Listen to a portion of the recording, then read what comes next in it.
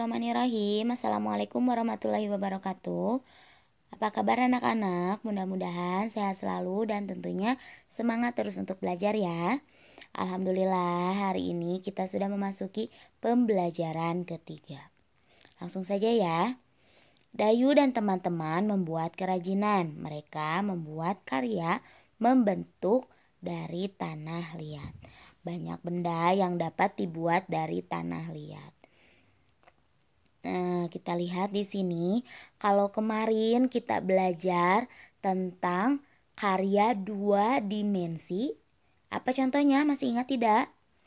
Iya, hebat. Yaitu gambar dan lukisan. Lalu ibu memberikan contoh apalagi satu lagi? Kaligrafi, betul sekali. Itu adalah contoh karya dua dimensi. Hari ini kita membahas tentang karya tiga dimensi. Salah satunya yaitu kerajinan dari tanah liat. Kita lihat di sini, tanah liat bisa dibentuk dengan berbagai macam bentuk. Bagaimana cara membuat kerajinan dari tanah liat? Kita baca bersama-sama yuk. Cara membuat kerajinan dari tanah liat. Yang pertama, kita siapkan tanah liat dan air secukupnya. Nah, tidak bisa digunakan tanah yang ada di depan rumah atau sembarang tanah karena tanah liat adalah tanah yang khusus. Yang kedua, siapkan triplex atau papan kayu sebagai alasnya.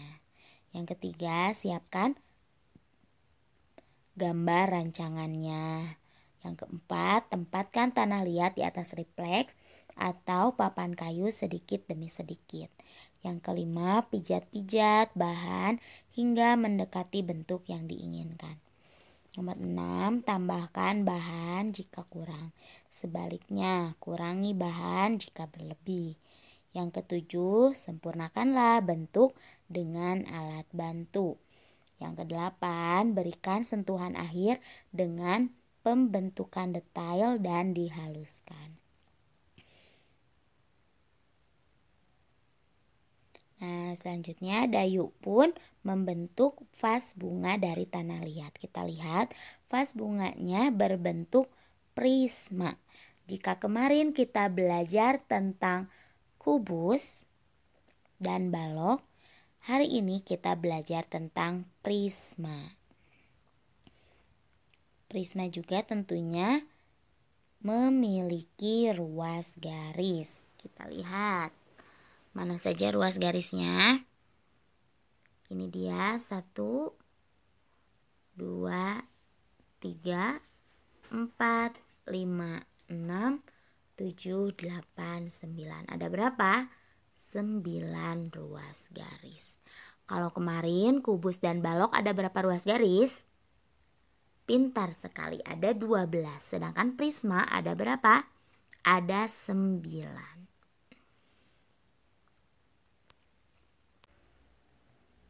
Nah, selanjutnya ayo berlatih. Tunjukkan ruas-ruas garis pada bangun ruang berikut. Kita kerjakan lagi seperti yang kemarin kita kerjakan ya. Kita biasakan untuk menulis ruas garis pada alasnya dulu ya, agar satu-satu, agar kita tidak bingung. Kita alasnya dulu. Yang mana? DB. Kita tuliskan di sini DB. Lalu CB. Lalu CD. Setelah itu kita hitung bagian tiang-tiangnya. DH, ada BF, dan CG. Setelah tiangnya baru kita hitung atapnya. FH, GF, dan juga HG. Ada berapa semuanya? Ada 9 ruas garis. Silahkan anak-anak hitung dan juga tunjukkan masing-masing ruas garisnya. Silahkan selamat mengerjakan. Selanjutnya ayo mengamati. Di sini ada percakapan Dayu dan teman-teman. Teman-teman, tempat kita menjadi becek, kumuh, dan banyak bercak-bercak tanah. Tempat ini harus kita bersihkan kembali. Betul Dayu, tempat ini juga berantakan.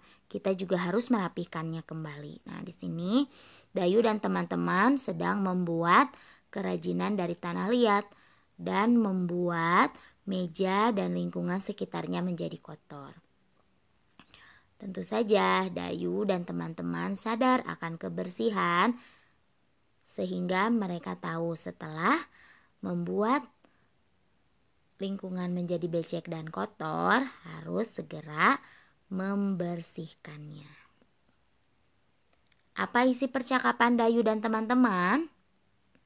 Yaitu tentang membersihkan kembali lingkungan yang kotor. Tempat Dayu dan teman-teman membuat kerajinan menjadi kotor. Apa yang mereka lakukan? Membersihkannya kembali. Apa yang akan kamu lakukan jika kamu menjadi salah satu teman Dayu di tempat membuat kerajinan itu? Tentu saja akan ikut membantu membersihkannya. Selanjutnya, apa kamu setuju dengan sikap Dayu dan teman-teman? Sangat setuju. Nomor 5, apa yang akan terjadi jika tempat membuat kerajinan yang kotor dibiarkan?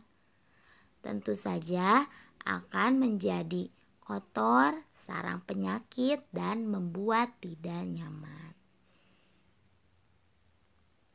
Nah, di sini ada teka-teki silang ya. Ayo kita isi bersama-sama. Teka-teki silang ada kalau mendatar. Yang mana mendatar? Yang ini ya, mendatar. Dan juga ada menurun. Kita isi dulu satu-satu. Mendatar, nomor 1, tempat yang berair. Kira-kira apa? Tempat yang berair? Yaitu becek ya. Kita tulis. Nomor 2, menurun. 2 menurun. Yang mana? Yang ini. Sudah ada huruf E di dalamnya. Noda atau kotoran berupa bintik-bintik kecil. Iya, betul sekali. Bercak. Di sini kita tuliskan B R C A K. Selanjutnya nomor 3, menurun. Ini di sini sudah ada huruf K. Kotor dan tercemar. Ada 5 huruf di dalamnya. Kira-kira apa? Iya, betul. Kumuh. Silakan anak-anak tulis jawabannya di buku tematik masing-masing. Selanjutnya ayo membaca. Bacalah teks berikut dengan nyaring. Silakan anak-anak baca judul tempat yang kumuh dan becek harus dibersihkan. Judulnya itu. Silakan anak-anak baca dengan keras, dilihat, diperhatikan oleh orang dewasa. Selanjutnya ayo mengamati. Amati gambar berikut dan hubungkan dengan lingkungan di sekitarmu. Ini adalah meja atau lingkungan tempat Dayu dan teman-teman tadi mengerjakan karya tanah liat. Nah, di sini anak-anak buatlah laporan bagaimana ciri-ciri lingkungan yang becek dan kumuh dan juga apa saja akibat jika lingkungan becek dan kumuh dibiarkan. Silakan tuliskan 2 saja ciri-ciri lingkungan becek dan kumuh, dan juga yang kedua adalah tuliskan bagaimana akibat jika lingkungan becek dan kumuh dibiarkan. Lalu anak-anak juga tuliskan di mana saja lingkungan yang becek dan kumuh di sekitar kalian. Selanjutnya pembelajaran keempat. Dayu dan teman-teman bermain di taman yang ada di pinggir jalan raya. Mereka mengamati setiap kendaraan bermotor yang lewat. Kendaraan bermotor mengeluarkan asap. Asap kendaraan bermotor menyebabkan polusi udara. Silakan anak-anak baca, asap menyebabkan polusi udara dengan keras dan nyaring. Nah, di sini ada gambarnya. Banyak angkutan umum, kendaraan bermotor roda 2 dan juga kendaraan roda 4 yang berseliweran di jalan raya. Anak-anak sering melihatnya? Ya, ini adalah pemandangan sehari-hari yang selalu kita lihat. Ini adalah contoh lingkungan yang sebenarnya tidak baik. Karena lama-kelamaan asap kendaraan yang tercium, yang terhisap oleh pernapasan kita akan membuat penyakit.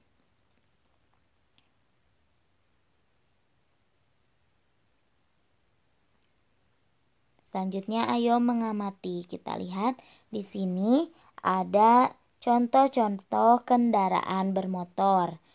Yang pertama di sini ada mobil. Yang kedua ada kereta.